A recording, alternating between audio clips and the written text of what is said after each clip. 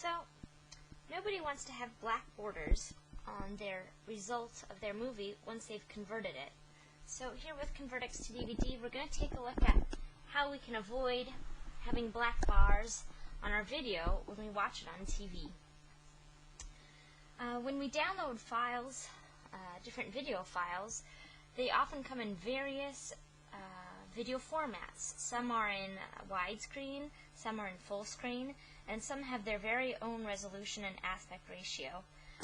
Therefore, it can be difficult sometimes to get the exact same look on your computer screen as on your TV screen, and sometimes it's impossible.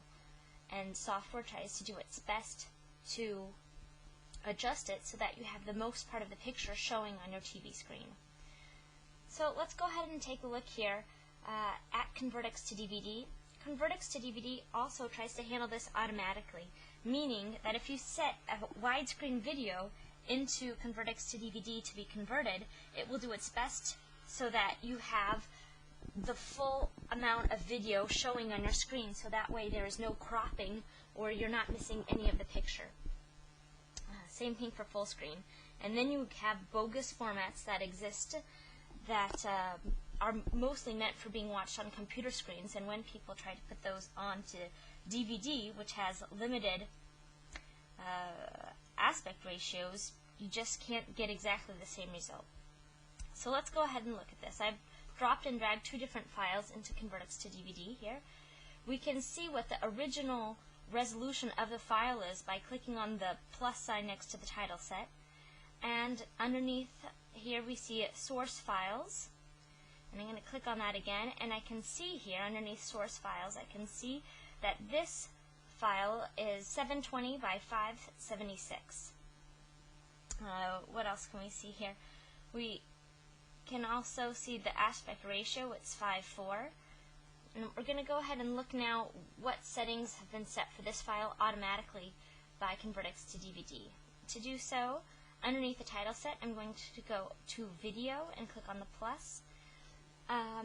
The original file is probably PAL, that's why it's automatically selected. I'm going to go ahead and change this to NTSC, and we'll see that the resolution will change because PAL and NTSC resolution for DVD is not the same.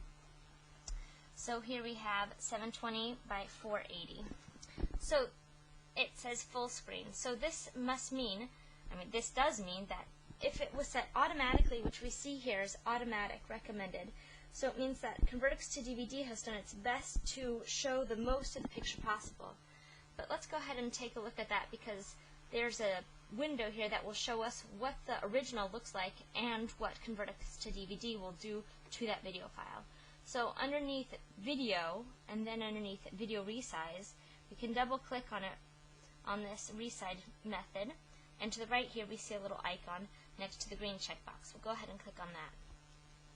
Okay, now we have a new window here where I see my video file. I can see it is in 4:3 in full screen, and I can change that by saying I want to go to widescreen and see what that looks like. Now by going widescreen for this video, which is naturally a full screen video in 4:3, it will add black bars to the side, so that way it will give this a size looking like a widescreen film, but naturally the film isn't like this. Okay, I'm going to go ahead and move that back to 4:3 because this is originally the intentions for this video file to be seen this way. We can also stretch the image and use letterbox, pan scan, which I don't recommend. Letterbox, that can ensure you that you get the full image in your TV screen, or stretching it, but that could completely deform your people. Automatic will add bars to the video if necessary to keep it closest to the original size. Alright, so let's click OK on that one, and let's take a look at the other file here that we have. I'm going to go ahead and go back and move up the tree view. Okay, now this next file I see under the video tab, it's an NTSC file.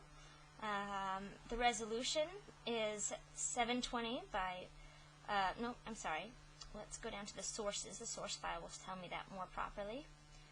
The source is 1920 by 1800, which naturally on a TV screen cannot be something that can be used in that original resolution. So let's go back and see under the Video tab what ConvertXtoDVD will do with this. It will put it into NTSC Full DVD, which would be 720 to 480.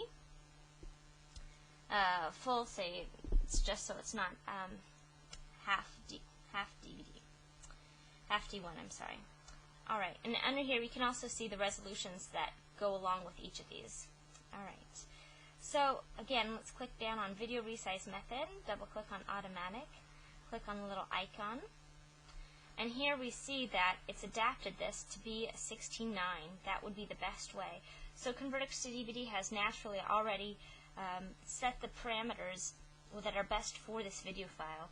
So leaving on automatic is probably the best thing you can do. We can go ahead and force full screen 4:3 and see what happens, and we see that we get bars on the top of our video file. So even if you have a TV screen that's a widescreen or a full screen 4:3, if you want to see the most of your video without having the black bars, it's always best to leave it on automatic. There we go. And that is the best thing we can do. We can also go ahead and apply these other methods to see what that looks like as well. Now, the whole thing with black bars is to understand that each video file has its own resolution, not all of which are standard, and sometimes you can't fit a box into a circle or circle into a box, and that some things will need to be adjusted or resized or stretched or cropped. So ConvertXtoDVD offers different ways to handle that, but again, using the automatic method will let ConvertXtoDVD automatically choose what is the closest and best way to use your video for the TV screen that you have.